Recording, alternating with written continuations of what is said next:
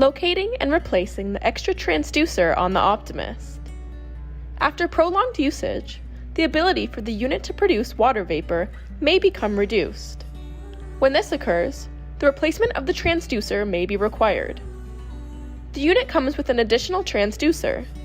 Take off the top plate, and at the back of the unit, behind the water reservoir, is an empty space where the extra transducer is located. Please note that there is a small tab that holds the transducer in place that needs to be released before it can be removed.